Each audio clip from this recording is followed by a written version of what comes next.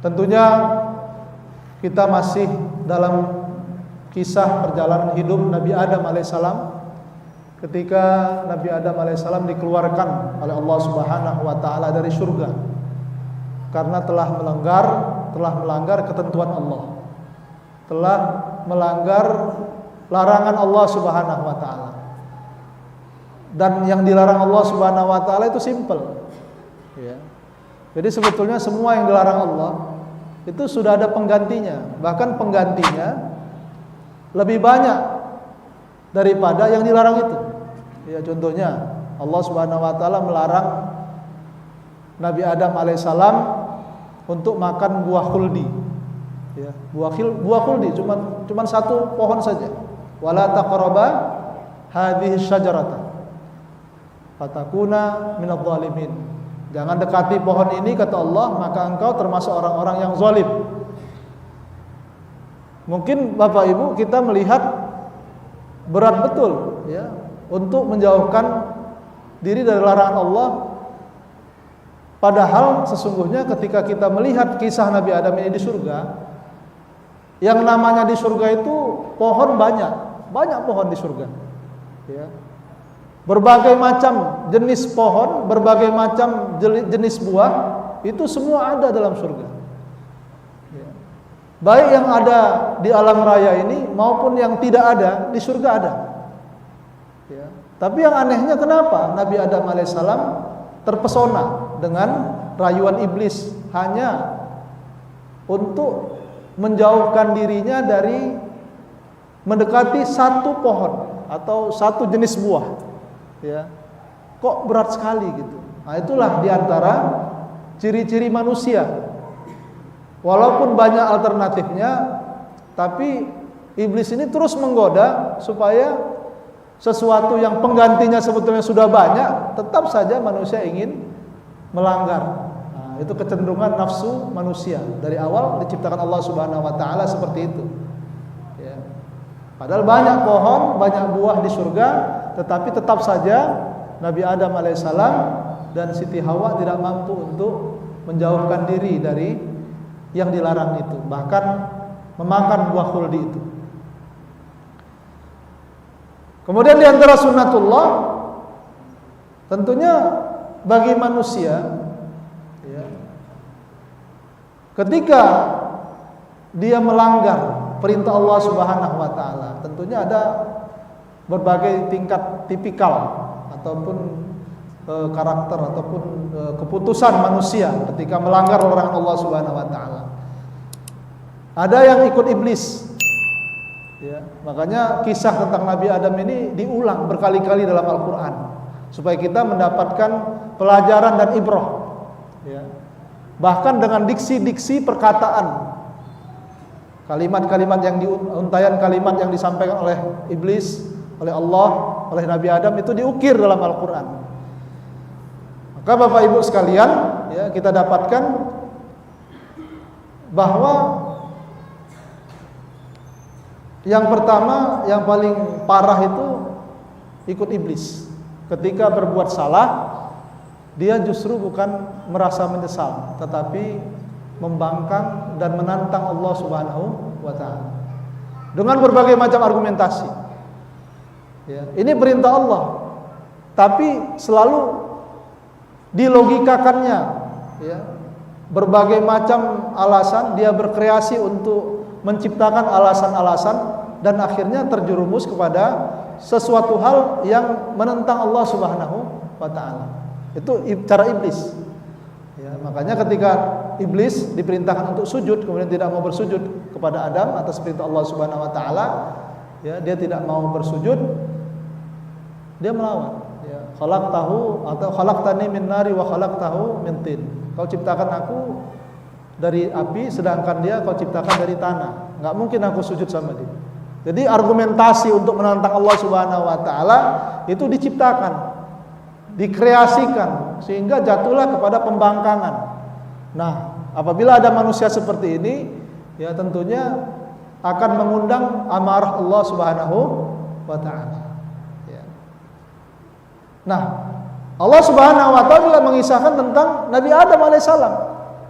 Sebagaimana iblis, Nabi Adam juga melakukan kesalahan, melakukan pelanggaran. Ya. Kalau iblis diperintahkan sujud, dia tidak mau bersujud, kemudian dia membangkang. Sedangkan Nabi Adam alaihissalam dilarang untuk mendekati satu buah pohon di antara pepohonan yang sangat banyak di surga, tapi justru dilanggar larangan Allah Subhanahu wa taala itu oleh Nabi Adam. Nah, bedanya dengan iblis tadi, ya, kalau iblis menantang, berkreasi untuk membangun segala alasan untuk membenarkan sikapnya dan bahkan menunjukkan kesombongan dan keangkuhannya kepada Allah Subhanahu wa taala. Nah, berbeda dengan Nabi Adam alaihissalam. Ya. Ketika Nabi Adam alaihissalam melanggar perintah Allah Subhanahu wa taala itu, Allah Subhanahu wa taala berfirman di dalam surat Al-A'raf, ya, ayat 22-23, wa nadahuma rabbuhuma. Allah Subhanahu wa taala memanggil mereka berdua, yaitu Nabi Adam dan Siti Hawa, kemudian mengatakan, alam anhakuma antilkuma syajarati, apakah engkau sudah aku ingatkan untuk tidak memakan atau mendekati atau memakan buah pohon tersebut. Wa aqul lakuma, dan aku mengatakan kepada kalian berdua, innasyaitana lakuma aduwwum mubin, bahwa syaitan adalah merupakan musuh kalian yang paling nyata.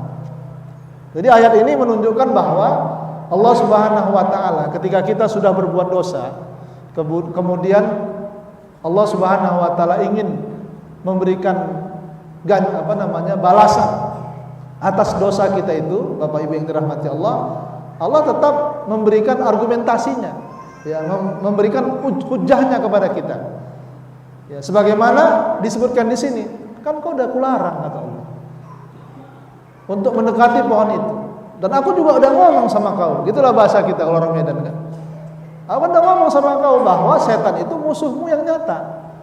Jadi dua hal ini ketika kita langgar, nanti ketika kita mempertanggungjawabkannya, Allah akan katakan, kan udah kularang kan, kau tergoda oleh setan, kan udah aku bilang sama kau bahwa setan itu adalah musuh yang nyata bagi kamu.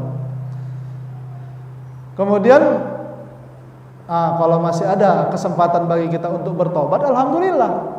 Kalau tidak ada kesempatan bagi kita untuk bertobat, nauzubillah, ini kesengsaraan yang luar biasa.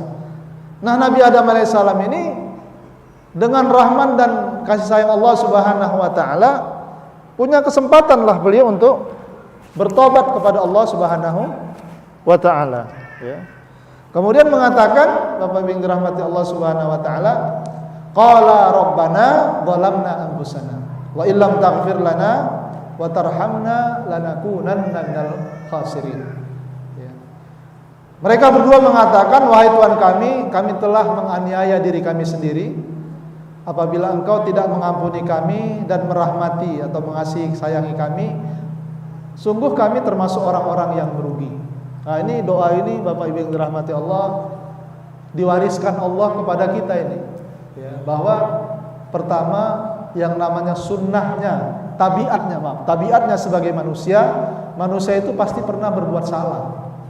Dan Allah Subhanahu wa taala ingin titip pesan ini, bapak kalian pun melakukan kesalahan. Dan kesalahannya itu luar biasa, ya. Sebetulnya kesalahannya enggak begitu besar kalau dibandingkan kesalahan-kesalahan yang mungkin pernah kita lakukan atas perintah dan larangan Allah, ya. Tapi gara-gara kesalahan yang kita anggap tidak luar biasa itu justru berubah gitu, ya.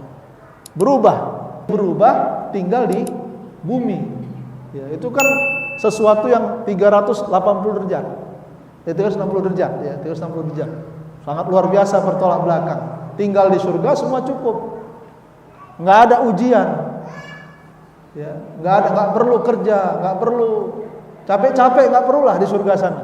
Ya. Kemudian gara-gara satu kesalahan yang begitu sebetulnya sepele, itu berubah kondisinya menjadi tinggal di bumi. Yang bumi itu, Bapak Ibu yang dirahmati Allah, ya, tempat yang memang kita harus bersusah payah cari makan, susah payah kita hidup ini, ya, berusaha dan lain sebagainya, ya. Sehingga Bapak Ibu yang dirahmati Allah Subhanahu wa taala, ya, di dengan kesalahan itu kita dapati bahwa manusia, ya, manusia apabila melakukan kesalahan, maka pasti akan ada perubahan dalam dirinya.